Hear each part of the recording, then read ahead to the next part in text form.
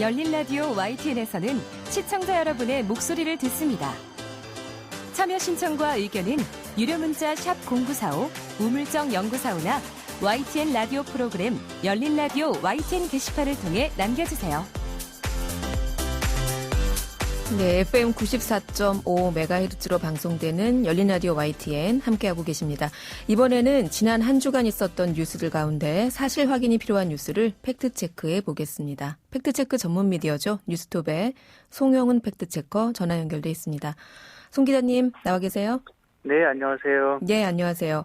네. 자, 오늘 첫 번째 팩트체크는 어떤 겁니까? 네, 전국경제연합회 전경련이죠. 여기서 주요국의 기후변화 대응이라는 제목으로요. 주요국가의 에너지 정책 국제 비교 자료를 냈습니다. 기후변화에 따른 주요 선진국의 에너지 정책 대응 방향을 분석한 그런 내용인데요. 한마디로 기후변화에 대응하기 위해서는 석탄 화력 발전 등은 줄이는 대신 재생에너지를 늘리고 있다. 하지만 원자력 발전은 지킨다. 한국만 제외하고 이런 얘기입니다. 과연 우리나라만 탈원전을 외치고 다른 주요국들은 원전을 지키고 있는지 이런 걸 팩트체크를 해봤습니다. 네, 최근에 월성원전 논란에서 보듯이 우리나라에서는 현 정부의 탈원전 정책과 관련한 이슈가 사실 첨예합니다. 네. 네, 그런데 우리가 다른 주요 선진국의 원전 정책 방향과는 반대로 가고 있다라는 지적을 전경련이 자료를 통해서 한 것이군요. 네네. 네, 우선 이 자료에서 좀 전제를 살펴봤는데 전경련이 이제 비교한 국가가 주요 선진국과 중국, 우리나라 이렇게 7개를 뽑았는데요. 이게 맞는지 좀 확인해봤습니다. G5라고 하는데 미국, 일본, 독일, 영국, 프랑스 거기에 중국과 우리나라 이렇게 포함해서 7개 나라를 했고요. 네.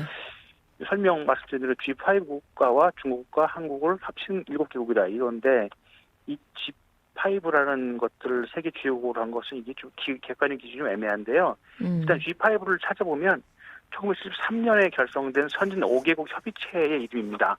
최근엔 잘 안 쓰이죠. 잘 못 들어보신 것 같아요. G7은 들어봤는데 G5는 네. 잘 안 들어본 것 같아요. 네, 보통 요즘 선진국이나 주요국 모임으로는 G7 혹은 G20이 있습니다. 네.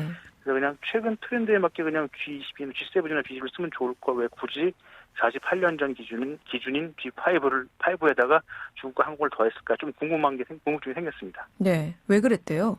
네, 이 자료 결론을 보면 좀 짐작할 수 있는데요. 결론이 주요국들은 공통적으로 재생에너지 발전 비중 확대와 화력 발전 비중 축소 기조를 보였고 독일과 한국을 제외한 5개국은 탄소 배출 감축과 안정적 전력 공급을 위해서 원전을 확대하거나 유지할 계획을 세운 것으로 나타났다. 이게 결론이었습니다. 그러니까 이번 그 기준에 들어간 7개 나라 중에서 독일하고 한국을 제외하면 대부분 원전을 확대하거나 유지한다라는 거네요. 네네. 네, 그렇습니다. 그런데 전경련이 제시한 내용 중에 프랑스를 보면 프랑스는 2차 장기 에너지 계획에서 2015년 75.1%였던 원전의 발전 비중을 50%로 낮추는 게 현재 목표로 나와 있습니다. 네. 하지만 전경련 자료에서는 이를 두고 프랑스는 원전을 기후변화 대응과 안정적 전력 공급을 위한 중요 기조 전원으로 인식해서 장기적으로는 50% 수준의 비중을 유지할 계획이다. 이렇게 평가를 했습니다. 네. 또 그러면서 우리나라에 대해서는 원전 설비 비중을 2020년 18.2%에서 2034년 10.1%로 대폭 감축할 것이다. 이렇게 썼습니다. 원전 비중이 75%인데 프랑스는. 네. 근데 이거를 50%로 낮추는 거는 이제 산수를 해보면 저희가 25% 정도 낮추는 그렇죠. 건데 네. 이거는 유지라고 평가를 하고 네네. 반면에 우리나라는 지금 원전 비중이 18.2%인데 이거를 네네. 10% 정도로 줄이는 거, 그러니까 8%포인트 정도 줄어드는 건데 이거는 대폭 감축. 네. 뭔가 주관적이라는 해석이라는 생각이 드는데 네네. 좀 객관적인 자료 없어요? 네네. 그래서 일단 나라를 이게 G7도 아니고 선정하기 좀 애매해서 저희가 그냥 뉴스톱에서 G7 국가를 기준으로 대상을 늘려봤습니다. 네. G7이면 아까 말씀드린 5개국에 이탈리아와 캐나다가 포함이 되는데요. 네. 먼저 이탈리아는 원전을 아예 활용하지 않고 있습니다. 지난 1987년 국민투표로 탈원전을 결정했고요. 모두 4기가 있었는데 다 영구 정지 상태입니다. 그리고 이후인 2011년 6월에 그때 국민투표를 통해서 당시 베를루스코니 정부가 원전을 재개하려고 했는데 이탈리아 유권자들은 모두 압도적인 거부 의사를 밝혔습니다. 투표에서. 네. 그 이후 현재 이탈리아에는 가동 중인 원전이 전혀 없습니다. 그렇군요. 네, 독일은 아까 정경련에서 발표한 대로 2022년까지 원전 가동을 전면 중지할 계획이고요. 이 G7에 속하는 캐나다는 정규 제재가 없었죠. 현재 신규 원전 건설 계획을 연기했습니다. 다. 네. 그리고 또 프랑스는 원전 비중을 낮출 계획입니다. 네. 그리고 일본은 현재 후쿠시마 사고 이후에 29%에 달했던 원전 비중이 7.5% 줄었고요. 현재 일본 정부는 좀 늘릴 의사를 갖고 있는데 이게 여론이 지금 좋지 않아서 부지 선정이 어려워서 현재는 시전대지는 좀 미지진 상황입니다. 네, 그래요. 최근에도 그 인근 바다에서 그 네. 지진, 해일이 네네. 발생했다라는 소식도 들어왔었는데, 네. 자, 정리하자면 정경련 자료에서 원전을 유지하거나 지킨다. 이렇게 주장했던 5개 나라 중에서 미, 중, 영. 여기는 맞고, 네네. 근데 프랑스는 틀렸고, 네, 틀렸다고 볼 수 있습니다. 네, 일본은 뭐 그럴 수도 있고 아닐 수도 있고 뭐 일단은 보류. 네네. 네. 두 곳이 애매한 거죠. 네. 그리고 또 지금 우리 송 기자님이 객관적인 기준으로 좀 살펴본 네. 그 G7으로 네. 그 대상을 확대해 보니까 네. 7개 나라 중에서 4개국은 탈원전 또는 비중 축소. 뭐 이렇게 정리하면 될까요? 네, 이렇게 보는 게 맞을 것 같습니다. 그러면은 애초에 재생 에너지는 늘리고 있다. 네, 주요 네. 선진국들이 정경련 네. 자료에서 주장한 이건 사실입니까? 네, 맞습니다. 이건 정경련도 인정을 한 건데요. 크게 재생에너지는 늘리는 상황이고 원전은 뭐 현상 유지력은 다시 늘리고 있다 이렇게 진단을 했는데 재생에너지 부분은 맞기 때문에 전체적으로 정경련이 낸 자료는 절반의 사실로 판정을 했습니다. 그렇군요. 네. 자, 다음 팩트 체크는 최근에 좀 반발이 많았던 네. 네. 이슈네요. 네. 이 중국이 세종대왕과 김연아 등 한국의 뭐 위인이나 주요 인물을 조선족으로 분류했다 이런 내용입니다. 최근 김치 사건도 있었는데 이 김치에 의해서 우리나라 주요 인물들도 중국 사람을 둔갑시키려 한다 이른바 문화공정 이런 내용인데요. 네. 살펴보면 지난해 11월 중국의 한 게임 회사가 새로 출시한 게임에 등장한 한복 의상을 두고서 중국 네티즌들이 이거 중국 명나라 의상과 비슷하다. 한국 고유 복장이 아니다. 이렇게 하면 시작이 됐고요. 네. 이 논란 이후 김치가 또 대상이 됐고 그러자 이번에는 세종대왕과 김연아 선수 같은 뭐 한국을 대표하는 인물들도 이 조선족으로 분류하는 거다 이런 주장이 제기됐습니다. 그러면서 국내 한 언론사가 지난 2월 6일자 기사에 세종대왕 김연아가 조선족 돈 없는 중국이 한국 빼앗기라는 제목 기사를 보도했고요. 이 보도 내용에 보면은 위키피디아 중문판이 있습니다. 네. 한국에는 위키피디아 한글판이 있고요. 네. 이 조선족 검색 항목에 한국의 유명 인물들이 등재가 돼 있다 이런 내용을 기사를 소개하면서 이거는 위키피디아 등재는 곧 중국발 한국 빼앗기 시도의 일환이다 이렇게 기사를 썼습니다. 이 한민족을 조선족으로 분류해서 한국인을 중국의 소수민족으로 비하하려는 목적으로 간주했습니다. 그러자 유튜브 댓글 등에서는 이 김연아를 조선족으로 표기해서 한국인을 중국 내 소수민족인 조선족과 동일시하는 시도다 이런 평가가 줄을 이뤘습니다. 네. 자, 그러면 하나씩 좀 살펴볼게요. 뭐 세종대왕하고 김연아 선수가 조선족이다. 이건 좀 우리로서는 말도 안 되는 주장인데 네. 먼저 이 조선족이라고 하면 네네. 중국 국적을 가진 우리 동포를 말하는 거 아닙니까?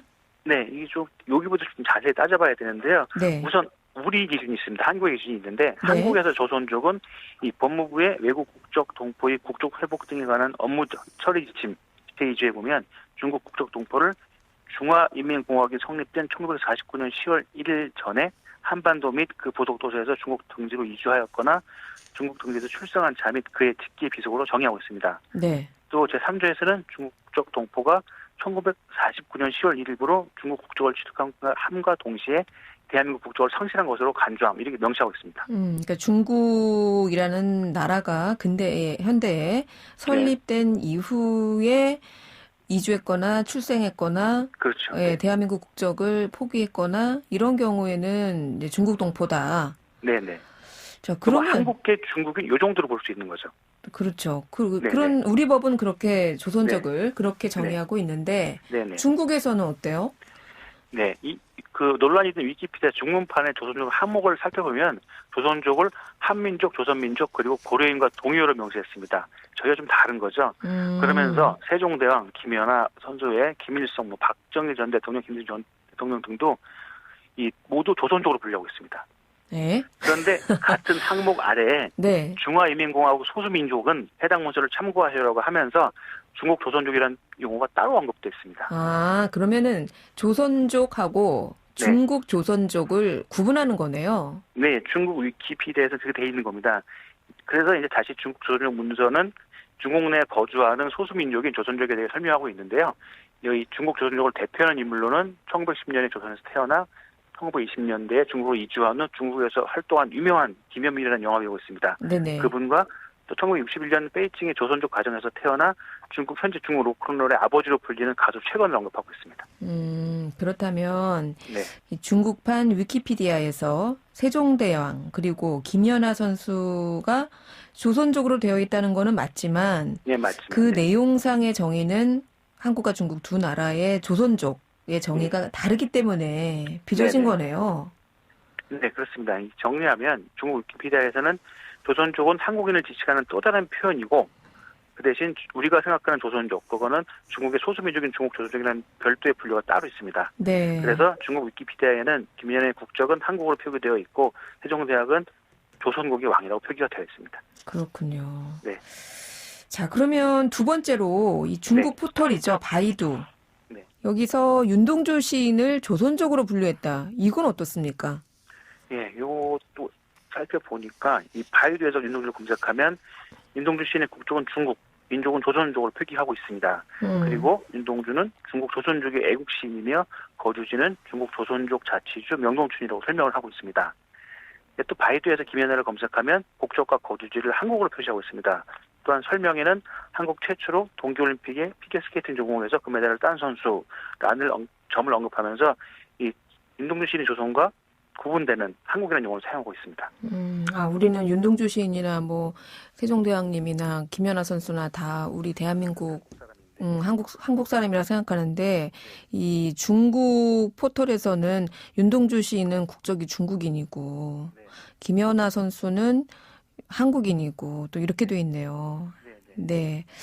그렇습니다. 이처럼 최근 중국과의 조선족 논란, 사실은 역사적인 측면에서 동북공정 많이 들어보셨죠? 이거에 이어서 뭐 김치공정을 거쳐 이제는 문화공정까지 이렇게 계속해서 시도하고 있는 중국인데요. 우리의 주권을 지키는 일입니다. 이렇게 좀 따져보고 잘못된 사실을 바로잡는 작업 계속 해야 될 것 같습니다. 오늘 말씀은 여기까지 들을게요. 고맙습니다. 네, 감사합니다. 네, 지금까지 뉴스톱의 송영은 팩트체커였습니다. 진실을 전합니다. 진심을 다합니다. 시청자 여러분의 목소리에 귀 기울이는 YTN 뉴스 FM 열린 라디오 YTN 토요일 저녁 8시 20분에 방송됩니다. 네, 이번에는 YTN 라디오 프로그램들을 모니터링하고 평가해 보겠습니다. 박은하 시청자 평가원 전화 연결되어 있는데요. 평가원님 안녕하세요. 네, 안녕하세요. 네. 이번 주에는 어떤 프로그램 모니터링 하셨습니까? 네, 오늘 말씀드릴 프로그램은 이제 YTN 라디오의 아침을 책임지고 있는 시사 프로그램이죠. 평일 오전 7시 20분부터 8시 56분까지 진행되는 프로그램 황보선의 출발 새아침에 대해 살펴보았습니다. 네, 들어보시니까 어떠셨습니까? 네, 먼저 2월 22일 월요일에 방송된 이슈 점검 코너에 대해 말씀드리고 싶은데요. 이날은 이제 강력범죄를 저질러 금고 이상의 형을 선고받은 의사의 면허를 취소하자는 내용의 의료법 개정안에 대한 인터뷰가 있었습니다.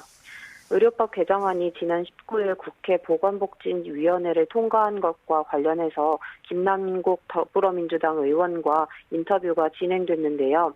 진행자는 이제 원래는 이제 대한의사협회가 총파업을 예고한 상황이라 최대혁 대한의사협회 회장을 섭외하려 했으나 거절 의사를 보내왔다고 설명했습니다.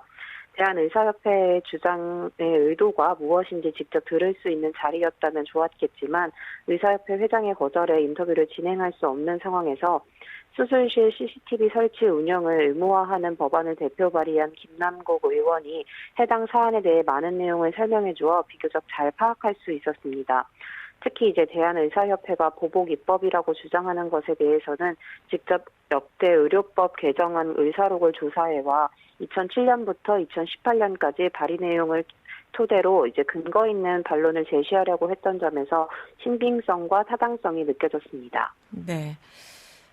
국회에서 발의된 법안이죠. 의료법 개정안에 대한 인터뷰를 짚어주셨는데 반대쪽 인터뷰도 혹시 이루어졌습니까? 네, 이제 그 다음 날인 2월 24일 화요일 방송에서는 이제 이슈 인터뷰 코너로 대한의사협회 김대하 대변인과 이 논의를 이어갔는데요. 이제 우선 금고 이상에 선고된 의사 면허를 일정 기간 취소하는 내용의 의료법 개정안을 두고 논란이 거센 상황에서 이제 대한의사협회의 입장을 직접 들을 수 있는 기회를 다시 마련한 것에 대해 긍정적으로 평가하고 싶고요. 이제 다만 이제 대한의사협회 이제 다수 주장들이 국민을 설득하기엔 어려운 부분들이 많았다고 생각합니다. 이제 예를 들어서 이제 중범죄를 저지른 의사 면허를 최대 5년간 취소하는 것에 대한 것은 반대할 명분이 없지 않느냐라는 질문에 이제 살인이나 중범죄를 저지르는 의사는 많지 않기 때문에 광범위하게 이것을 적용 대상으로 하는 것은 또 다른 피해를 우려하는 것이고 의료계 내부에서도 이런 소수의 잘못된 행위를 하는 의사들 때문에 전체 의사의 명예가 손상되는 것에 대한 불만과 문제의식이 있다라고 의견을 내놓습니다. 이제 중범죄를 저지르는 의사가 소수이기 때문에 모든 의사들에게 적용되는 법안이 만들어지는 것은 다른 피해를 낳을 것이고 이제 의사 명예를 손상시킨다는 말은 논리적인 주장이 아니라는 생각이 되고요. 또한 이제 백신 접종에도 관여하지 않겠다는 대한의사협회의 발언에 대해서도 진행자의 질문이 있었는데 이에 대해서는 이제 시원하고 명쾌한 답변을 듣지는 못했습니다. 왜 백신 접종을 거부하는지 이유를 설명해 준다면 좋았을 텐데 계속해서 이제 애둘러 이야기하다가 인터뷰가 끝이 났습니다. 그랬군요. 최근에 그 논란이 됐었죠. 의료법 개정안에 대해서 의사협회가 그러면 우리 백신 접종할 때 협조하지 않겠다 이런 발언을 해서 논란이 됐던 사안을 양측의 인터뷰 내용을 짚어주셨습니다. 자, 다음은 어떤 내용 모니터링 하셨나요? 네, 이제 다음은 2월 22일 월요일에 방송된 이제 박원석의 밑줄 코너에 대해서 말씀드리고 싶습니다. 이 코너는 이제 박원석 전 정의당 의원이 몇 가지 핵심 뉴스를 골라서 중요 부분을 다뤄보는 코너인데요. 이날은 신현수 민정수석의 사퇴 번복과 박범계 장관의 패싱 논란 등을 다루었습니다. 많은 뉴스 가운데 해당 뉴스를 선정해 박 전 의원이 밑줄까지 친 이유를 간단히 짚어준다면 청취자도 보다 공평한 시각으로 이슈를 살펴볼 수 있지 않을까라는 생각입니다. 네, 오늘은 황보선의 출발 새아침에 대한 시청자 평가원의 의견 들어봤습니다. 오늘 말씀 고맙습니다. 네, 고맙습니다. 네, 지금까지 박은하 시청자 평가원이었습니다.